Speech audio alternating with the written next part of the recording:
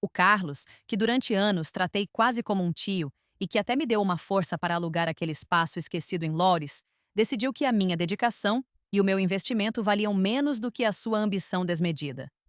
Ele achou que podia simplesmente me chutar da minha oficina Brilho Automóvel, onde eu tinha investido cada gota de suor e cada euro poupado, só para alugar o espaço por muito mais a outra pessoa, aproveitando-se de tudo o que eu construí.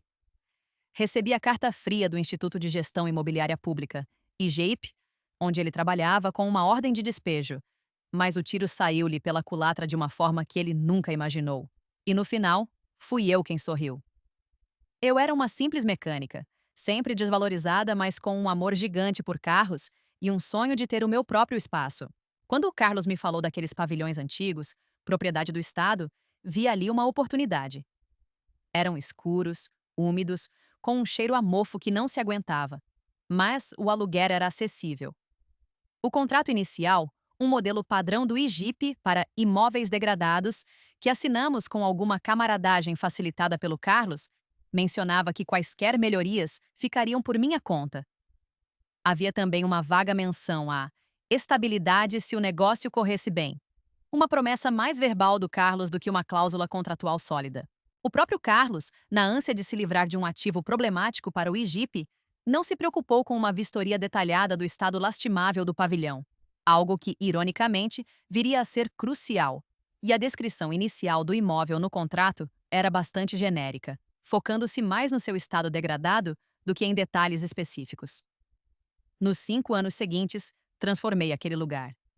Removi algumas divisórias internas velhas e não estruturais que compartimentavam inutilmente o espaço, pus um pavimento industrial novo, resistente e fácil de limpar, pintei tudo com cores claras para dar luz, instalei um sistema de iluminação decente, construí um pequeno escritório envidraçado e até uma sala de espera confortável para os clientes, com janelas novas e portas de segurança. A oficina Brilho Automóvel tornou-se um ponto de referência na zona, sempre com movimento. O Carlos via o sucesso, via como o espaço que antes era um trambolho agora tinha valor. E a ganância falou mais alto. Um dia recebo uma carta registada. Era uma notificação oficial do IGIP, assinada indiretamente pelo departamento dele. Exigiam a desocupação do espaço em 30 dias, alegando uma reorganização do patrimônio do Estado. O mais doloroso era a cláusula que ele fez questão de sublinhar: devolver o imóvel nas suas condições originais, conforme o contrato de arrendamento inicial. Condições originais? Aquilo era um insulto. Ele queria que eu saísse para poder alugar a minha oficina, toda arranjada e a funcionar, por 3 ou 4 vezes mais a um qualquer concessionário com mais nome. Fiquei de rastos. Chorei de raiva e de tristeza. O homem que me deu um aperto de mão e me desejou sorte era o mesmo que agora me apunhalava pelas costas. Mas depois de uma noite em claro, a reler aquela carta e o contrato antigo vezes sem conta, uma pequena chama de raiva justa acendeu-se. Condições originais, repetia eu. E então um sorriso começou a surgir no meu rosto. As condições originais eram um lixo. E eu ia dar ao Carlos exatamente o que ele pediu, ao pé da letra. Consultei um advogado, só para ter a certeza. Ele leu tudo e confirmou. A menção à estabilidade era, como eu temia, demasiado informal e vaga para contestar judicialmente uma decisão administrativa de reorganização. No entanto, o contrato era igualmente vago quanto as benfeitorias, e a ordem de devolução nas condições originais era o meu ás na manga. Todas as grandes melhorias não eram estruturais, eram minhas. E mais importante, todos os contratos de serviços, água, luz, internet, telefone, alarme de segurança e até o de recolha de resíduos da oficina, estavam todos em nome da minha empresa. A Sofia Automóveis Unipessoal Limitada. Não estavam ligados ao imóvel, mas a mim, enquanto inquilina. O Carlos, na sua arrogância, nunca se preocupou com esses pormenores. Comecei o meu plano. Primeiro, avisei formalmente o IGIP que iria cumprir a ordem e desocupar o espaço no prazo estipulado, devolvendo-o nas condições originais. O Carlos deve ter esfregado as mãos de contente, pensando que eu ia simplesmente baixar a cabeça e deixar-lhe o meu investimento de bandeja. Nas semanas seguintes, enquanto atendia os últimos clientes e organizava a minha saída, Comecei a desmontar a minha vida dali. Agendei o cancelamento de todos os contratos de serviços para o último dia do prazo. A empresa de limpeza que vinha 2 vezes por semana foi dispensada. O contrato com a empresa de segurança também. Na última semana, contratei uma pequena equipa. Com cuidado, removemos o pavimento flutuante que tinha instalado sobre o cimento velho. Retiramos as luminárias modernas, deixando apenas os casquilhos básicos que lá estavam, se é que estavam.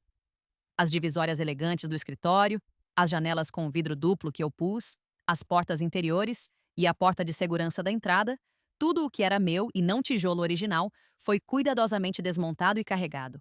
Não estava a vandalizar, estava a repor as condições originais.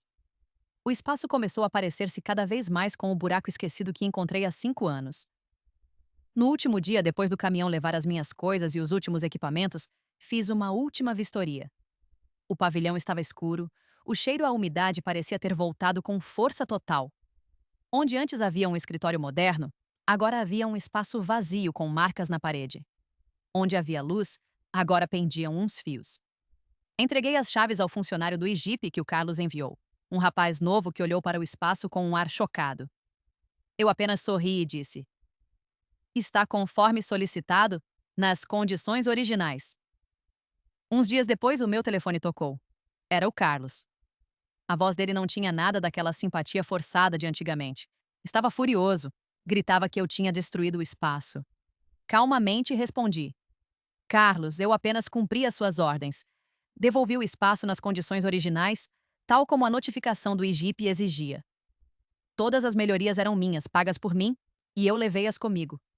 Assim como cancelei todos os contratos de serviços que estavam em meu nome. Se quiser luz ou água, terá de pedir novas ligações. Ele desligou-me o telefone na cara. Soube mais tarde, por um contacto que ainda tinha lá dentro, que o Carlos estava em maus lençóis. Aparentemente, ele já tinha iniciado negociações avançadas, talvez até chegado a uma promessa verbal, com um novo inquilino por uma renda astronômica, contando com o espaço totalmente renovado. Quando o potencial novo inquilino viu o estado lastimável do pavilhão, sem luz, sem água, sem condições mínimas, desistiu do negócio na hora. O Carlos teve de explicar aos seus superiores por que é que um imóvel que estava a render e em perfeitas condições de repente precisava de um investimento enorme para voltar a ser utilizável. Perdeu credibilidade e, pelo que ouvi, a sua progressão na carreira ficou em banho-maria. Eu consegui evitar perdas financeiras enormes, salvei os meus equipamentos e materiais de valor. Usei o dinheiro que tinha para alugar um novo espaço. Mais pequeno, é verdade, mas já com alguns clientes fiéis que me seguiram. A lição que o Carlos aprendeu, e que eu também reforcei, foi simples. Nunca subestimes uma mulher trabalhadora. E mais importante, antes de exigires que alguém siga as regras à risca, certifica-te de que essas mesmas regras não te vão morder o rabo. A ganância dele custou-lhe caro, e a mim, deu-me a força para recomeçar, mais esperta e mais forte.